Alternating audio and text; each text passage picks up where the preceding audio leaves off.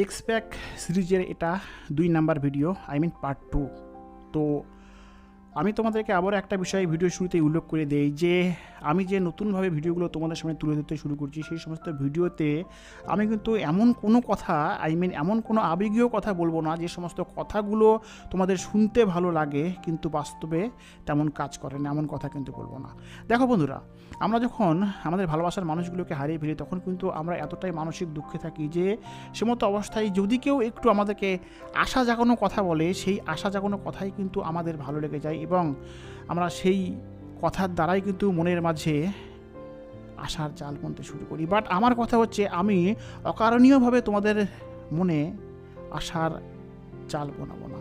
আমি যা বলবো সম্পূর্ণটাই সত্যি, আর তোমরা ভালো করেই জানো যে সত্যি কিন্তু বেশিরভাগ ক্ষেত্রেই অপ্রিয় হয়ে থাকে, বাস্তবিক কথা কিন্তু তিতো লাগে। তাই আবারও বলছি, এক্সব্যাক সম্পর্কিত ভিডিওতে আমি তোমাদের সামনে যা তুলে ধরতে চলেছি এই এক্সব্যাক সিরিজে সম্পূর্ণ কিন্তু কঠোর সত্য এবং বাস্তবিক। তাই যদি তোমাদের কথাগুলো খারাপ লেগে থাকে তারপরও দাঁতে দাঁত কামড়ে কথাগুলো শুনবে, কেননা এই কথার দ্বারাই কিন্তু তুমি তোমার ভালোবাসার মানুষটিকে ফিরে পেতে পারো। দেখো বন্ধুরা, আমি এটা ছেলেদের উদ্দেশ্যে বলছি, তোমার ভালোবাসার মানুষটা যদি তোমাকে ছেড়ে চলে যায় তাহলে তুমি একটা জিনিস ভাববে যে সে মানুষটা তোমাকে ছেড়ে যায়নি, তোমার বর্তমানকে ছেড়ে গেছে। কেননা সে মানুষটা তোমার সঙ্গে যখন সম্পর্কে জড়িয়েছিল তখন সম্পর্কে জড়ানোকালীন যে ভাবনা নিয়ে তোমার সঙ্গে সম্পর্কে এসেছিল, সময়ের সঙ্গে সঙ্গে হয়তো তুমি নিজেকে সেই ভাবনা আনুপাতিক তার সামনে ধরে রাখতে পারোনি, তোমার ব্যবহারের মধ্যে হয়তো পরিবর্তন পেয়েছে, বা তুমি হয়তো ফিনান্সিয়াল দিক থেকে সেভাবে নিজেকে তৈরি করতে পারোনি।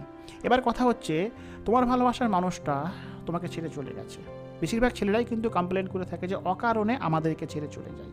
যদি আমি কোনো দোষ করে থাকি, সেই দোষের ফলে যদি আমাকে ছেড়ে চলে যেত তাহলে কিন্তু আমার কোনো অভিমান ছিল না বা কোনো কমপ্লেন ছিল না, কিন্তু আমাদেরকে অকারণীয়ভাবে অনেক মেয়ে ছেড়ে চলে যায়।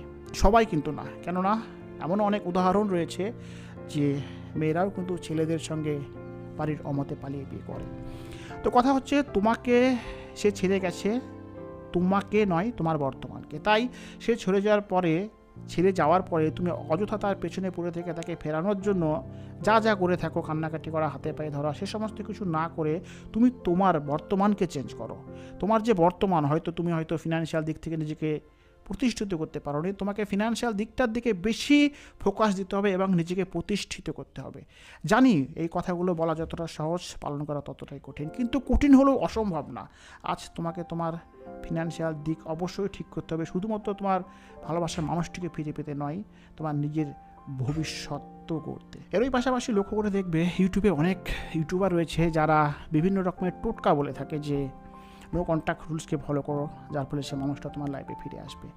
একদমই যে আসে না তা বলবো না। যদি তোমার ভালোবাসার মানুষটা তোমাকে সত্যিই ভালোবেসে থাকে এবং তোমাদের মাঝে অতিরিক্ত কাছাকাছি থাকার ফলে একঘেয়েমিতা চলে এসেছিলো, যার ফলে তোমাদের মধ্যে অকারণেই ঝগড়াঝাটি লেগে থাকতো, সেই কারণে তোমাদের ব্রেকআপ হয়ে গেছে, সে সমস্ত ক্ষেত্রে যখন তোমরা নো কন্ট্যাক্ট রুলসকে ফলো করে একে অপরের থেকে কিছুটা দূরে থাকবে, সে অবস্থায় কিন্তু সে মানুষটা ফিরে আসে। এমন অনেক উদাহরণ কিন্তু আমাদের কাছে রয়েছে। কেননা আমি প্রতিদিন কিন্তু পেড কলের থ্রুতে অনেকের সঙ্গে কথা বলি এবং তাদের সঙ্গে কথা বলাকালীন কিন্তু তাদের কাছ থেকেই শুনেছি যে কীভাবে তাদের ভালোবাসার মানুষটি ছেড়ে চলে যাওয়ার পরেও ফিরে এসেছিল। তো কথা হচ্ছে, যদি তুমি তোমার নিজেকে পরিবর্তন করতে না পারো, ফিনান্সিয়াল দিক থেকে নিজেকে স্ট্যাবলিশ করতে না পারো, তবে কেন সে মানুষটা তোমাকে ভালোবাসবে, কেনই বা সে মানুষটা তোমার লাইফে থাকবে? আচ্ছা, নিজেকে একটা মেয়ের জায়গায় দাঁড় করে তুমি ভাবো, তুমি যদি একটা মেয়ে হও আর এমন একটা ছেলেকে তুমি ভালোবাসলে যে ছেলেটা প্রতিষ্ঠিত না, যে ছেলেটা হয়তো ভালোবাসাকালীন, তুমি যখন তাকে ভালোবেসেছিলে সে মতো অবস্থায় সেই স্টুডেন্ট ছিল, বাট 2-4 বছর ভালোবাসা সময় পেরিয়ে যাওয়ার পরেও তুমি নিজেকে প্রতিষ্ঠিত করতে পারোনি, তবে সে মানুষটা কেন তোমার সঙ্গে থেকে যাবে বলে?